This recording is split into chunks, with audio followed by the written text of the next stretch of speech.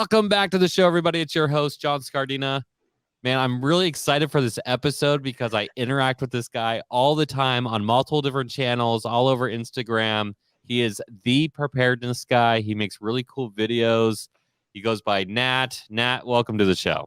Thank you. Thank you. So let's talk about first your Instagram channel, because you have done something that a lot of people aren't able to do, which is make preparedness kind of exciting, kind of fun. And at the same time, you kind of mock people who don't do it. Like, you do a lot of fun videos. So can you just talk about like maybe their motivations behind the Preparedness Guy and like what your channel is all about? Sure. I've been interested in preparedness most of my life. I've dived pretty deep into the prepper underworld. I've also done professional emergency management, trying to see all aspects of it. And I think what I'm doing on Instagram is something that anyone could actually do. Now, I have a friend that I knew when I was a teenager, and I lost touch with him, for the past however many years. And I saw his Instagram page, and is he's like a farm scientist, an agronomist, and he was doing these reels and TikToks and stuff. And I thought, well, this is kind of crazy. And he was doing one every day or doing a few a week. And I thought, oh, that's kind of cool. I could never think of things to post. And he was posting some that were informative, some that were just interesting. And that was kind of the inspiration. Like, actually, maybe I could do this. And I sent him some messages. We talked, and he basically just says whatever he feels like doing, he does. And so I tested it out a little bit, and it's fun to do. And then I started doing one every day, and I told myself, as long as it's fun to do, I'll keep doing them. And it's an interactive platform, so it allows me to really engage with people. It's quick. Usually they're less than 30 seconds. They could be up to a minute, but rarely ever. And then I can use the trending audios or styles that people are using, and then just apply a preparedness principle to it. Yeah, I like it because, like, I mean, not just using the trending like styles and audios, but it is also inherently making it a trendy thing. You're making preparedness trendy. Like, we don't even use the word preparedness in our org. Like, it's one of our 2 blacklisted words because it has such a connotation of doomsday preppy that we want our stakeholders or the people that we work with to understand that, hey, we use data and analytics. And like, what I also find fascinating is that, you are an emergency manager. You're working at a hospital on the East Coast. Like, you're a professional. You get it. You also noted that you dove into the underworld of doomsday preppy. And I think you and I talked about this offline. Like, a lot of the shows that portray doomsday, those people aren't even really like that. It's more the media, but we're still impacted by that in emergency management, right? So there's a perceived impact of it, and I am kind of trying to bridge the gap. The preparedness community is the subculture is growing, and it's becoming less abrasive or less of an outlier, and it's becoming more mainstream in the way that people are recognizing that being prepared is a beneficial thing, especially over the last 2 years, when people couldn't find toilet paper or gasoline or food at their local grocery store. These are things that nobody ever thought they would deal with. And they thought, well, if I had just had a little bit of that on hand, this wouldn't have even been an issue. I would not even have to be at the grocery store right now, because I can see that something is going on, go into response mode, and just stay home. Yeah, I mean, there's I like how you noted that just a little bit more too. It's not like, again, the feelings of doomsday preppy is that people have these giant bunkers underground, and they're like, they live off a grid. Actually, living off grid is really fun when you go camping, but for like, there's modern day conveniences, and people like those. And I think like the disconnect that you are bridging is this idea that's like, it's not one or the other. Most of the time, you go grocery store, you get your toilet paper, whatever. But if you have a preparedness mindset, then you're preparing not to have to react. I think that's like Right. really what you're trying to get to, is like, hey, like, Yeah, I don't want to be inconvenienced. Yeah. right. You're not doing an impulse reactive thing. You are being proactive. So when an incident occurs, you can respond appropriately. Mm.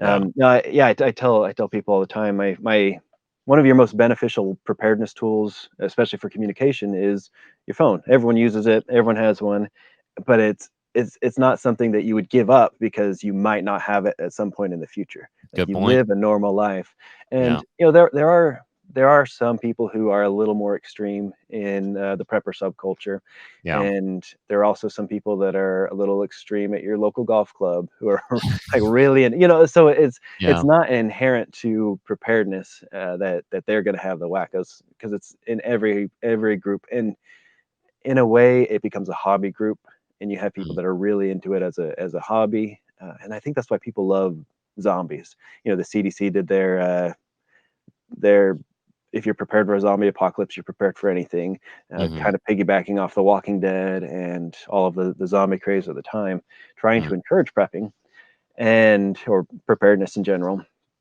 And people like zombies because zombies are not real. You Yeah. can make up you can it's a doomsday Yes, fantasy, correct. right? Like Mm. it's fun to think about, like, oh, what would I do if there was a zombie apocalypse? And it's not real. It's like Dungeons and Dragons for for preparedness, or we're LARPing, Yeah. and that's where it does get into the impractical, where you focus on a specific scenario, whether it's Mm. zombies or something else, and you're focusing on an end of civilization. And if people want to think about that, even though it may or may not ever happen, that's fine, as long as it's not actually impacting other people. If people choose to make that their hobby, more power to them. Yeah. In a lot of ways, it could benefit them in more likely disasters, but that's where I'm trying to come in. Like you said, you use readiness and you use data and analytics. In emergency management, we have systems and processes and tools that are in place that help us Mm. avoid the things that people don't like, or the things they perceive as the wrong way to prepare.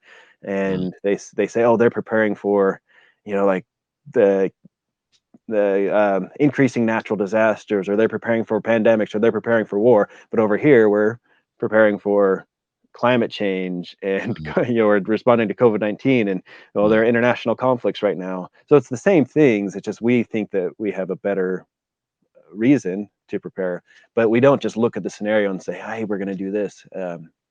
So I'm bridging the gap by trying to bring the emergency management tools to everybody, allow people um, to be their own emergency manager. Real quick, we're going to pause for this week's Disaster Tough endorsements. This show is owned and operated by professional emergency managers at Doberman Emergency Management. We apply disaster tough logic by protecting life, property, and business continuity through planning, mitigation, and training. Check us out at DobermanEMG.com or click on the show notes. Radio comms just got a major breakthrough with the L3 Harris XL Extreme 400P. It's the newest and toughest radio out there. Built by their space and tactical teams, the XL Extreme series can take a beating. 1,700-degree blast of heat, repeated 3-meter drops, rain, salt water, you name it. The XL Extreme series by L3 Harris can take it. Visit L3Harris.com to schedule your demo today. The battle to monitor and contain COVID-19 just got exponentially better for us. We are officially introducing an electronic, reusable, yes, reusable COVID-19 test through our sponsors. It's called the COVID Plus Test, created by Tiger Tech, distributed by FS Global. This is the first FDA-authorized, rapid, non-invasive pre-screener. It's extremely easy to use. Forget those one-time use swabs. This is a disaster-tough technology. For more information on the COVID Plus test, check out our show notes. Okay, let's jump back in. Yeah, this is where that discussion starts to separate a little bit, because you work in a hospital. You work with a lot of people who understand everyday disasters happen to people. I mean, they're literally at a hospital for a reason, right? At the Right. same time, we have to understand scarcity of resources. And so, like, the high impact, high frequency events are probably much more closely related to, like, a short-term power outage, a water main break, inconveniences to people. But when it's organizations, I mean, you're talking about, possibly millions and millions of dollars of irreplaceable research through negative, 80 freezers or whatnot. And I think there is a cross section, but when I think of preparedness, or I think what the general, when I every time I've talked about preparedness is why it's blacklisted, is because they're like, oh, you're talking about infrequent like high impact or high yield events, right? And I'm like, well, those events still happen. Like I had to like I get to this like point where I'm trying to convince them. I'm like, look, the earthquake doesn't happen every day, but when it happens, you are already a prepper because you have insurance. Like you Right. bought the insurance. Yes. And every person who has a car, if they're abiding by the law, has car insurance. Like they don't want a car to get in an accident. They don't think it's I haven't been in a car accident, knock on wood, in like 10 years. But if it happens, I'm glad I got the insurance to do that. And so I think there's a terminology thing, but I also do think like, hey, preppers, sometimes like like they do talk about the world ending, and it's just like, again, terminology. It's the way they phrase it, Yeah. which is hurting Uh, their own argument, I think, honestly. it's true. It's I guess a couple points. Even putting gas in your car's tank is preparing, because That's right. you're not relying on AAA or roadside assistance. You think, I'm going to be responsible for making sure there's fuel in my car. Yeah. And if we look at that same parallel, um, if your plan is always just to call 911, Mm, and then everybody has the same problem, it's limited. But to the other point, not really helping their cause, or all of our cause. I think a lot of the discussion around preparedness is in the prepper subculture is a long-term cataclysmic event, SHTF. The stuff hits the fan. yeah. Lots of acronyms for the same thing, Yeah. and so there is a focus. But I think why that's true is because that's what scares people. Now, I'm Yeah. not saying that preppers are more fearful than other people, because they are, maybe they have a legitimate concern. If they're worried about zombies, then maybe not. But we look Yeah. at the world as it is, and there are some things that our systems are not equipped to handle. Oh, yeah, I totally agree. If And yeah, we've seen it even in just last 2 years, Mhm. the disruption of everyday day life. So it's the end of the world as we know it, which means the new normal, but it's not a post-apocalyptic scenario. It Ooh, disrupts everyday life. you just made me jump from, like, song to song to song in, like, a 10-second thing, but also, you're right, it is the end of the world as we know it, because that's the definition of a new normal. So, I mean, it actually, let me pull back the conversation a little bit. I can see your logo for the Preparedness Guy above you in the video, if anybody's watching the video, and you briefly started to tell me about it and said, "Oh, stop, stop, stop, stop, I wanna hear about this in the podcast." But what you're talking about, you just talked about filling up your gas just because for the sake of filling up your gas or doing things fun. Can you talk to us about that logo? Because I actually think it frames what you're trying to do really well and maybe can help out somebody else in the field. So the ultimate principle behind preparedness is your responsibility. What your responsibility is, an individual responsibility. So this is an oil lamp, and in ancient times they had little clay lamps, and would put oil in them. So there's a parable in the New Testament of the Bible. It's called the parable of the 10 virgins, or parable of the 10 handmaidens. Mm, And there are 10 women who are they're invited to be bridesmaids at a wedding feast, and they're excited. They all bring their lamp. It's part of the procession. They would light their lamp and go to the house where the party's taking place. mm. And 5 of them brought extra oil just in case. 5 of them did not. And the groom, he came way later than expected. He came at midnight, which was unusual. Usually it's They're sometime in the partying evening. hard. Yeah, it's like Right. So he shows up, and it's midnight, and they're waking up. Somebody comes calling ahead, "Hey, the groom is coming." And they all wake up, and our lamps have burned out. So 5 of them said, I'm going to put in my extra oil because I wanted to go to this party. I wanted to make sure I was ready for it, so I brought some extra oil just in case. 5 of them said, oh, we don't have any oil. And they're like, share with us. And they say, well, if I share with you, then neither of us will have enough. And we're all out of luck. So go try to buy some. Everything's closed, obviously, at midnight. So there was no luck. By the time they got to the house, they weren't allowed in. The tradition, having a lamp lit, all of that. Obviously, it's a religious story, so there's religious symbolism there. But for practical use, we learn that preparedness isn't for the things that we're afraid of. It's for the things we want to do. If we want to be able to live as normal life as possible, or if we want to provide for our basic needs, even if there's a disruption, something that's unexpected, then we do something ahead of time. We just think, I want to do that. I want to eat, so I buy food. I want to drive my car, so I put gas in it. And my previous logo was something I made on a clip art website for free.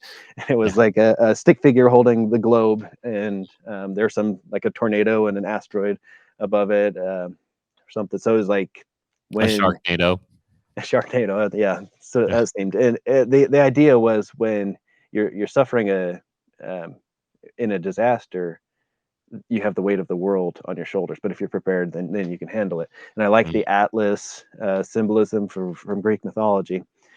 And I was thinking about Prometheus, who's another Titan, and he was the one who stole fire from the gods and brought it to mankind, and that represents enlightenment and knowledge and technology. And you are moving forward. basically Prometheus in this scenario. You realize that, right? Well, Prometheus gets punished. I don't want to sound arrogant, right? But I like the idea of being able to share the light, of having that fire and share it with others. And I'm trying to do that, but I also encourage everyone else to do that. You can't share the oil. The oil represents things that you learn or do.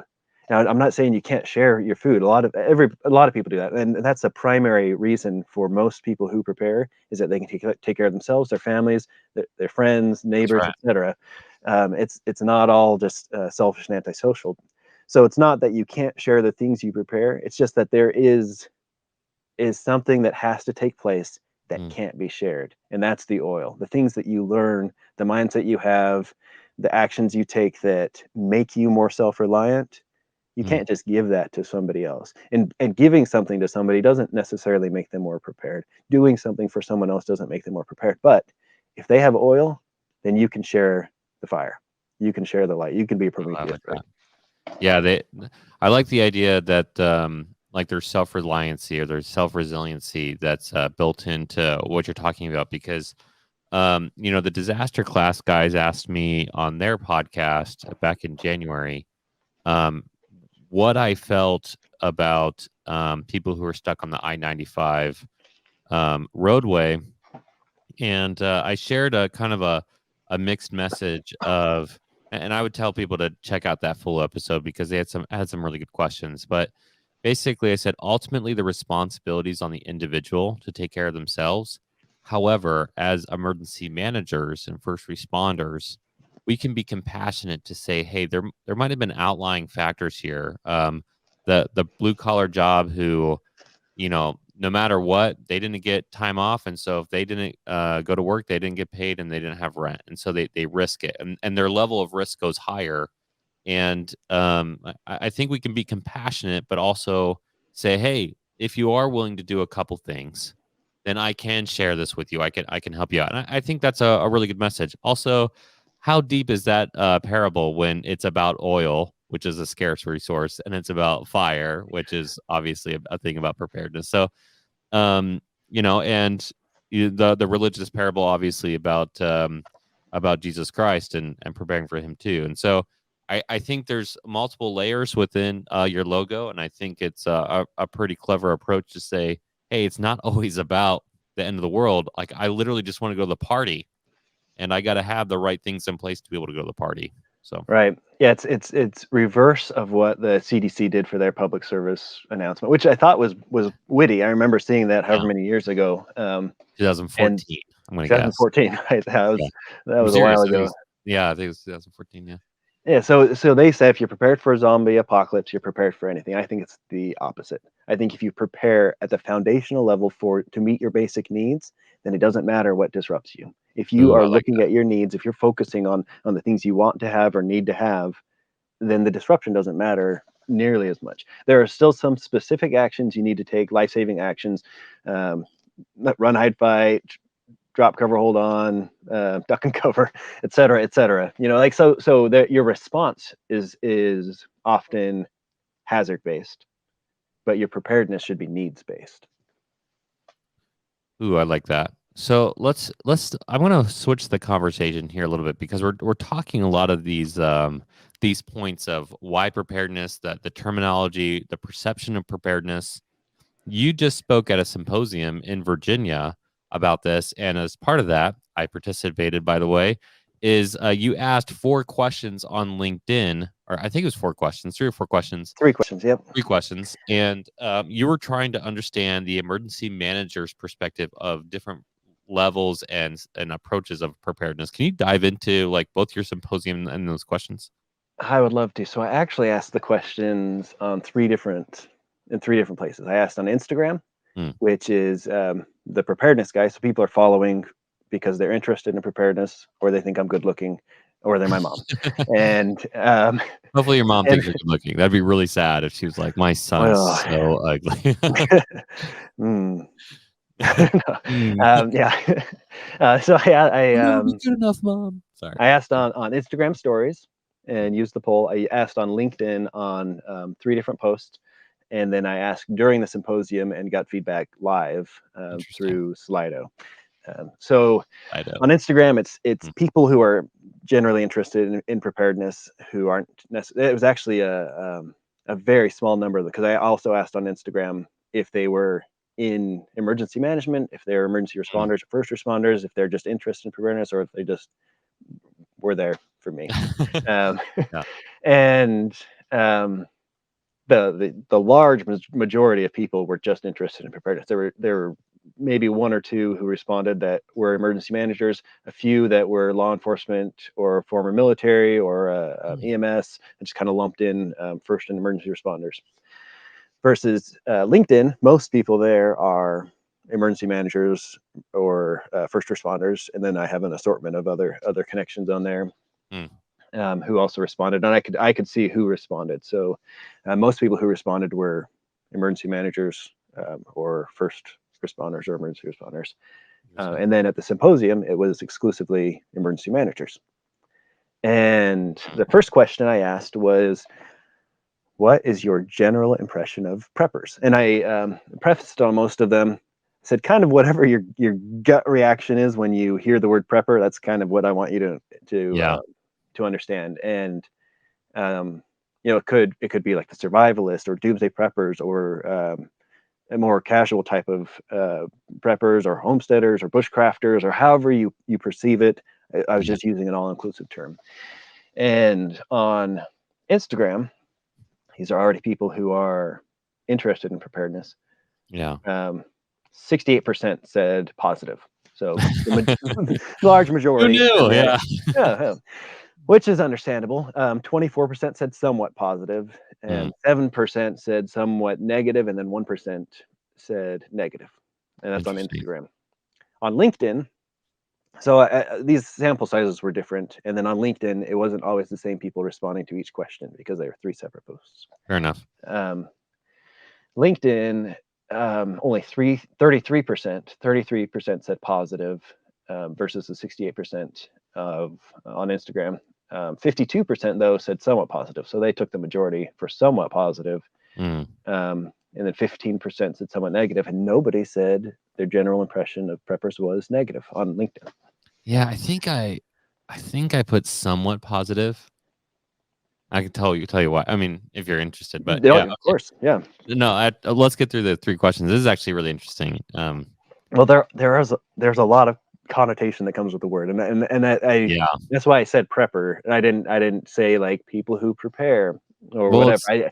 it's really the conflict of I want every single person to be prepared, especially I understand the ultimate responsibilities themselves, but some people go so far over the top that it's actually detrimental when they like stop listening to news and stop doing this. And so it's like I want it to be positive, but sometimes I feel like they're hurting themselves. So that's just Well, really that's yeah. the next question will be about that too. So, Mm. the symposium was pretty similar in response to LinkedIn, where positive had a 27%, somewhat positive was the most, somewhat negative actually increased on this one to 20%, and then 7% said negative. So there was a Interesting. negative response at the symposium. First responders don't like preppers.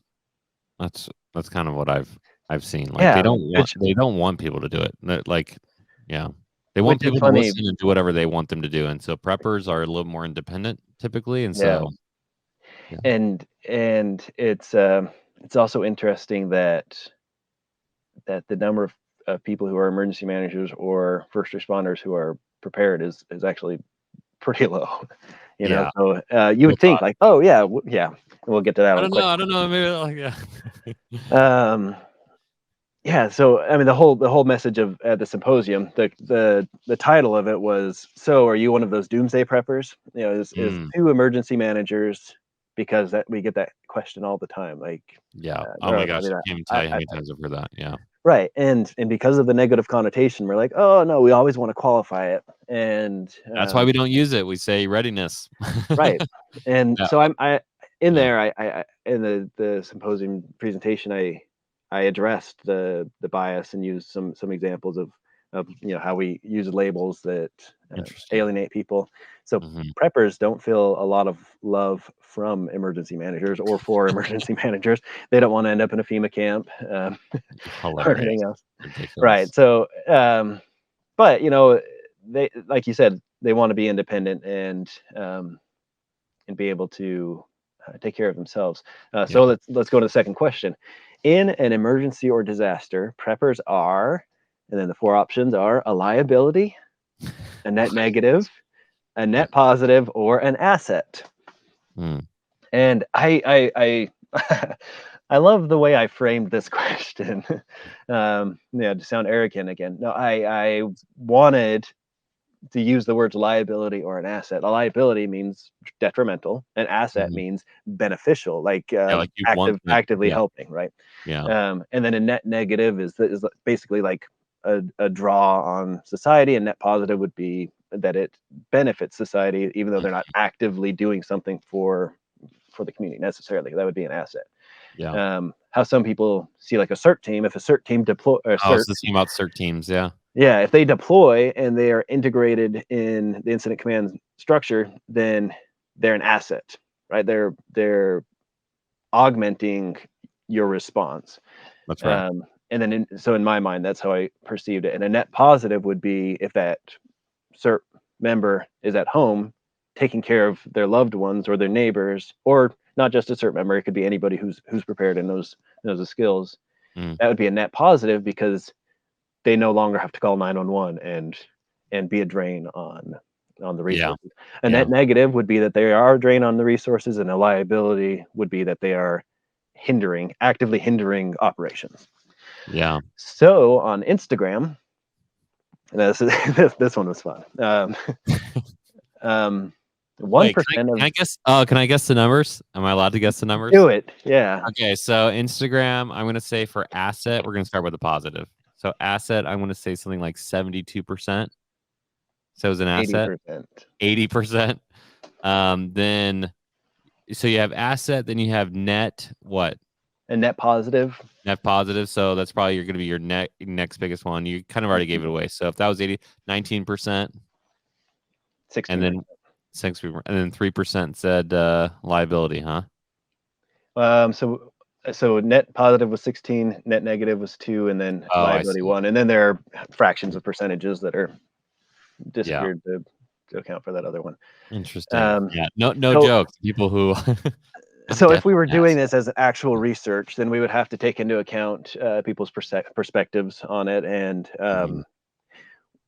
I actually like that you when asked different groups because like it's like shows what they think they are. right, and so when based on their perception, and I didn't necessarily get their perception. when somebody says in an emergency or disaster, and I ask an individual who's into preparedness, is a prepper, who then they might consider themselves a prepper, is a prepper an asset in an emergency? They're looking at it from an individual perspective. And they say, absolutely. Absolutely, I'm an asset, or my friend who's a prepper is an asset, because I'm actively helping my family and my community. So they're not necessarily looking at the community perspective. They're more looking at their individual perspective, which makes sense. So that accounts probably for most of why it was an asset. And if I had described more, saying from a community perspective, or from a community or local government response perspective, are preppers an asset? And I think the answer might have changed then. Yeah. So what was LinkedIn? Yeah. So LinkedIn, 18% said a liability. That was a big number right there. So that one did surprise me a little bit. So 18% said a liability, 7% said a net negative, 46% said a net positive, and then 30%, this one also surprised me, 30% said an asset. 30%. So from basically people who do it every day, they think, hey, I'm hot stuff, 80%. But mostly emergency managers are saying, well, maybe a third of the time they are, but most of the time it's okay. That's it. And it's interesting to look at it like that. And then what's the mixed bag of at the symposium of the first responders? So the symposium was the mixed bag LinkedIn, and then Symposium is exclusively emergency managers. Oh, okay. Well, and most of them have fire background or law enforcement. Oh, okay. But they're in an emergency capacity, emergency management capacity. Right. 6% said liability. Nobody said net negative, and 63% said a net positive. So that was the overwhelming majority. Oh, nobody said it was an asset. Well, 31% said an asset. So that was, about the same as LinkedIn. So that was still a big number. That was kind of unexpected there. The thing that might have skewed these answers at the symposium was that the title, like I said, of the presentation was, so are you one of those doomsday preppers? And if somebody's like, hey, I like preppers, or I'm interested in that, they're more likely to come to the presentation. So I don't think I gave it a title that would invite people who are necessarily anti-prepper in general. Yeah, but I mean, LinkedIn is a probably a fairly good sampling. Right. Yeah. And on this one, I think if I'm trying to recall, I definitely didn't say asset. I might have put in net negative, and I know. I'll tell you why. It's Mount St. Helens. Before my time, obviously. The guy's not believing to get off the mountain. But I use that example because I try not to use the ones that the events I was actually in. And at every single disaster I've been in, somebody knows more than me. And every single time, 100% of the time, they've been wrong. And some of those people are dead now. Yeah. And so I'm like, I understand that you think but that's not so much of a prepper thing for sure. But when somebody says to me, like, I'm prepared for anything, I'm like, that is a Cat 5 hurricane coming at you. You're not prepared for that. Nobody is prepared for that. So you bring up an interesting point, because you are associating resistance to authority in an emergency environment with preppers, right? Ooh, and they might think they're prepared for anything. We saw it in 2020. I'm not saying everybody's like that. Obviously, there's a ton of people who are, but there is a mental association there. And there are a lot of things that are like that. There are a lot of things that have a mental connotation or association when we hear prepper, or when we see something that is. Isn't that funny? The socioeconomic, or not even the socioeconomic, the cultural norms of what you think is it, like the idea of preparation, and you want people to be prepared 100%, but you also want people to do it the way you think is right. And unfortunately for them, I am always right. No, I'm just kidding. That's kind of arrogant. But you remember the toilet paper shortage? Yes. I remember hearing on the news criticism of preppers. Mm. And that was something because because people associate preppers with hoarding and hoarding with panic buying, And yet and the preppers are not the ones doing the. right, they're the ones at home with toilet paper already. They don't need to go to the store, right? I will So, say there was a couple of people like at news stories where people were buying it and selling it at extreme prices just to hose yep, people. I mean, that yep, happened all over the pandemic.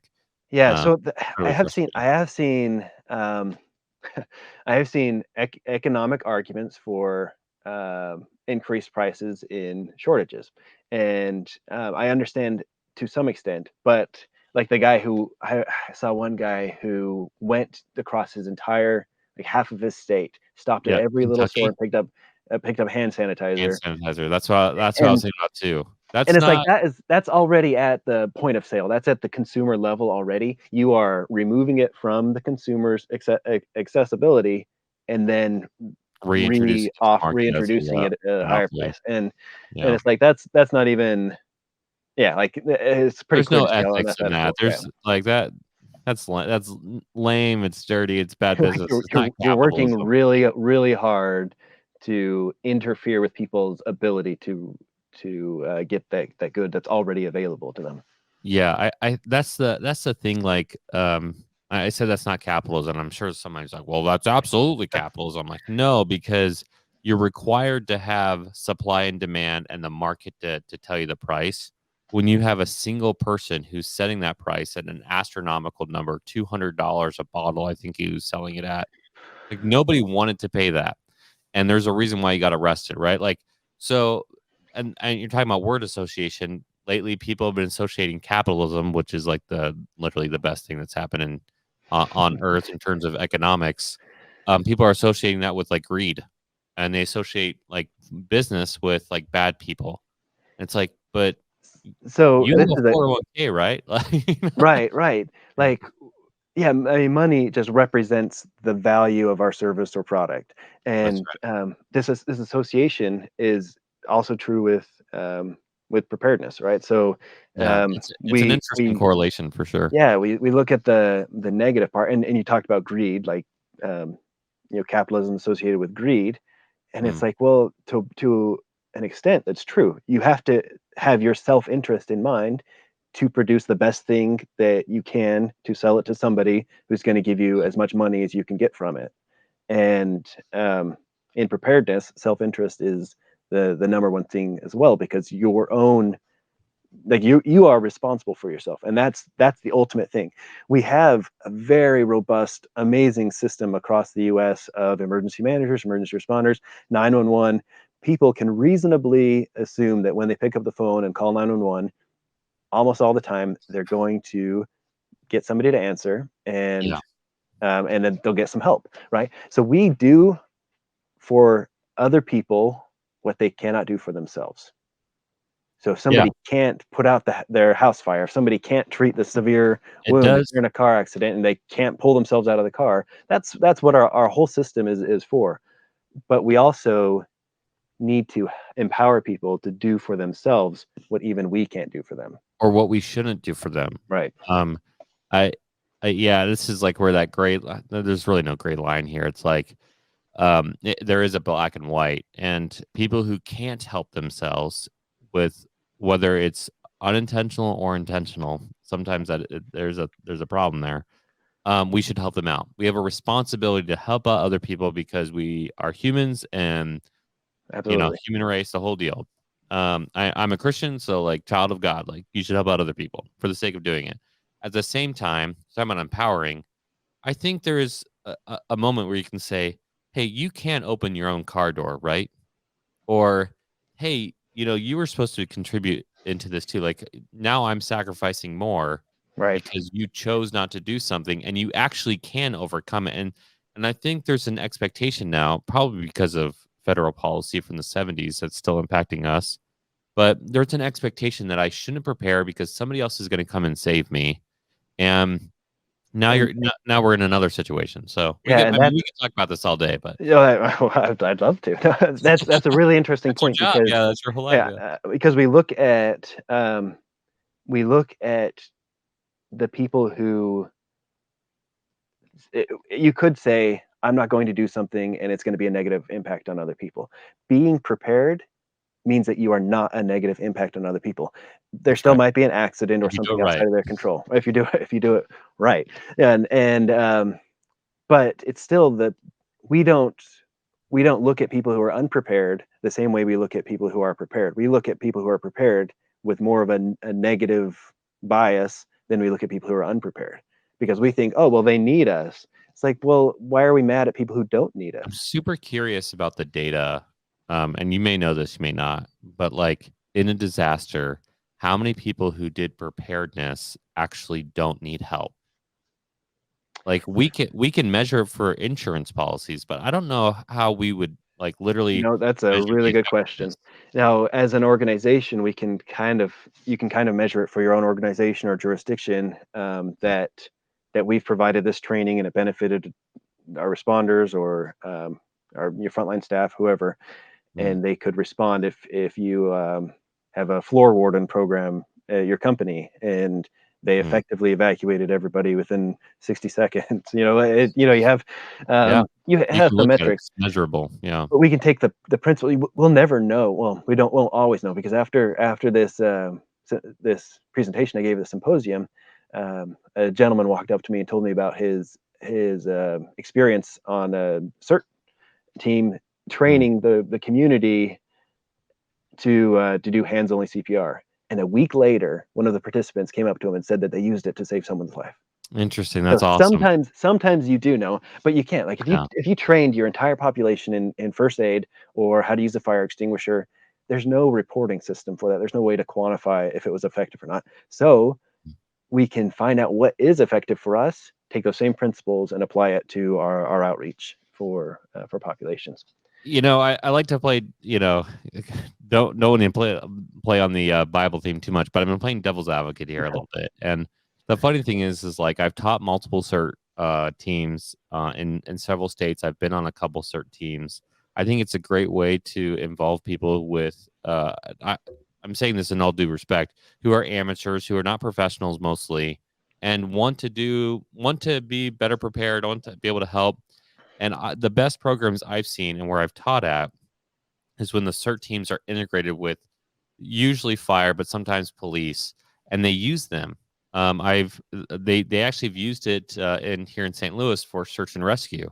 They use it for events. They use it for helping people who are identified in parades who might be dehydrated and passing out water. Hmm. Like there's lots of different things, and I agree. Like how do you quantify that? Man, there's probably a whole group of, if somebody actually knows, this is for the audience, if somebody knows how to quantify that or know of a study, I would love to research that. So send us a message and let us look at that, because that'd be awesome. I'm gonna Absolutely. We're getting close out of time here, but I know you asked one more question, right? And Yes. I really want to know what that question is, and I think our audience would too, because this has been really fascinating. So what was your last question? So this one was kind of for fun, but also just to get a Good. gauge of where people stood on this. Yeah. The question was, can you meet your basic needs for 2 weeks? Oh, I And remember this. Yeah. and then the how there were so many questions I wanted to ask, but Mm, I limited to three. And um, on Instagram, oh yeah, let me tell you the options first. So uh, longer, or that sounds about right, mm. maybe a few days, or I'll just have food delivered if I'm hungry. And then at the I symposium, remember I that. put, Yeah. I'll just put have food delivered if I'm hungry. Duh, um, Mm, to represent the ignorance there. yeah. On Instagram, 55%, so a little over half, said longer. Hmm. 31% said that sounds about right. 13% said maybe a few days, and 1% said I'll just have food delivered if I'm hungry. And I don't know if people are joking, and um, Yeah. we can't But tell if people are being that's honest. probably true for some people. Yeah, for Yeah, sure. a lot of people do rely on delivery, or they eat out pretty frequently, or Yeah. just do fresh foods. They don't cook. They don't see it as a need. Hmm. On LinkedIn, I like how you said that. Yeah. yeah, 40% said longer than 2 weeks. 44 said that's about right. Mm. 12% said maybe a few days, and 5% said I'll just have food delivered. And then the Symposium, 39%, so about the same as LinkedIn, said longer. 33% said that sounds about right. 22% said maybe a few days, and then 6% said I'll just have food delivered. So at the Symposium, it shifted from that sounds about right and took some of those and put them to maybe a few days. So there are more people Yeah. who are less prepared there. I think there's also maybe a level of awareness. Again, going to so many disasters, like first of all, side note, Craig Fugate talked about how he always knew where the Latter-day Saints were. That's the Church of Jesus Christ Latter-day Saints were, because he could hear all the cans popping in their homes and hurricanes because they had so many cans, and then like the bacteria would get in the cans and kind of pop. And so he'd go down the street and he'd talk about like that. I was like, oh, I bet that person's LDS. That person's LDS. He In the also talked damaged about, homes. yeah, in the damaged Yeah. homes. And that was really fascinating to hear him. This was at a Georgetown meeting that I was at when I was in my master's program, and talking about faith-based groups and how they're involved in community response. And but at the same time, like there's different religions, different cultures, different approaches to how people prepare just in general. It was easy for me to check the box for longer, because not only my religion, but like just like being in so many disasters, like I didn't want to experience COVID like other people experience COVID. Like, but I also think that some people don't realize how much they have.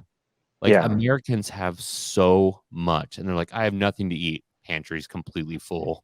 But those are just ingredients. That's not food. Yeah, yeah. Those are just all these ingredients I hear. I can't make any food because there's no steak. Yeah.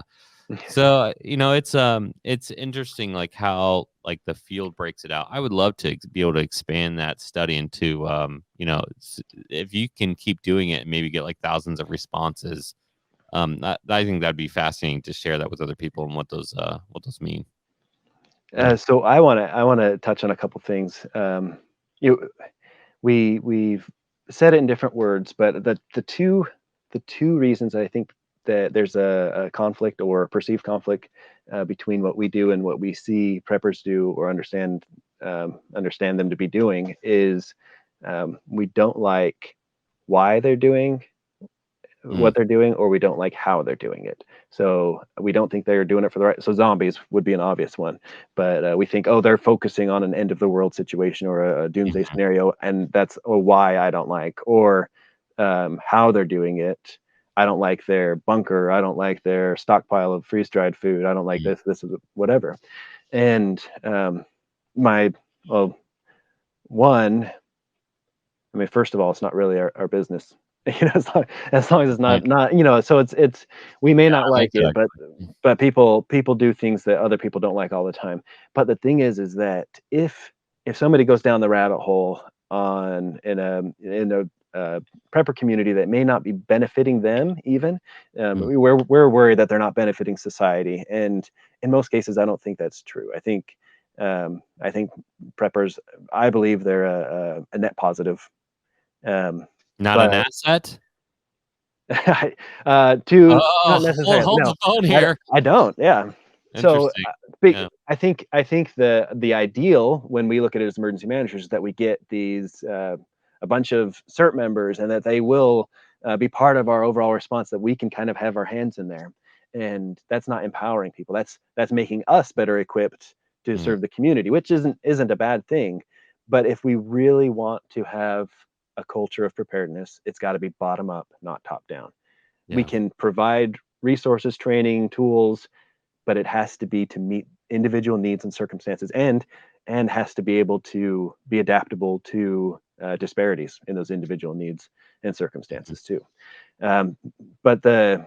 So we may not like why or how they're doing it, but if we can share the tools we have, if we can, and we all do our Thyra, HIRA, HVA, et cetera, we do all of these things that help us understand the risk that we face, the threats, the hazards that are out there, what our risk is to it, how vulnerable we are, and we kind of have the data, and we can break things down. It's like a tornado is not a disaster unless it hits your house or it hurts people. Like if it's going down a meadow, and it's a hazard, but it's not a disaster unless there's an impact. And the way things impact individuals is by impacting their basic needs, and that's food, water, shelter, clothing, etc. Like transportation, so on, so on.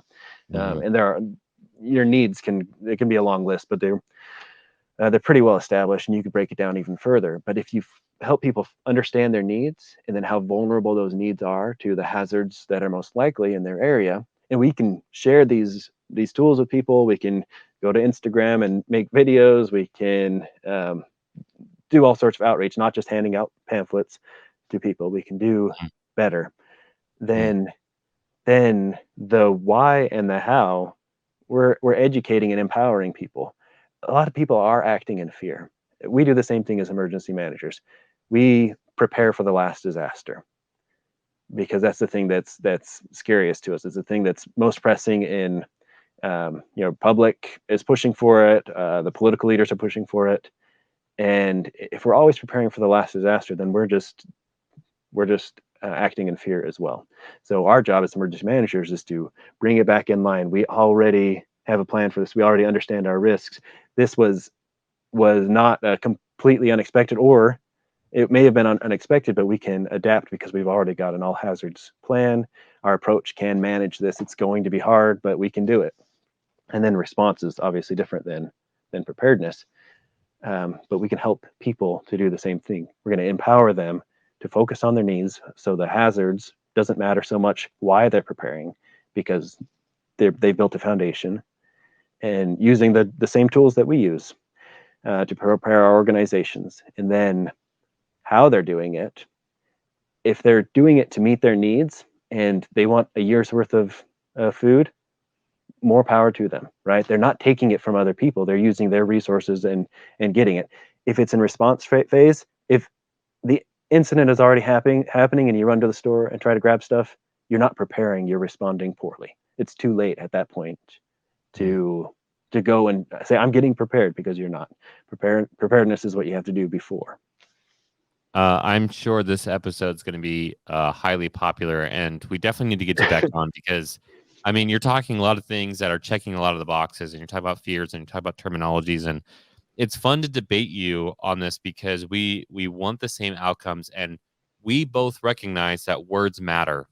And I had to think about it from a company standpoint, from a business standpoint of like, okay, what words will elicit positive reaction?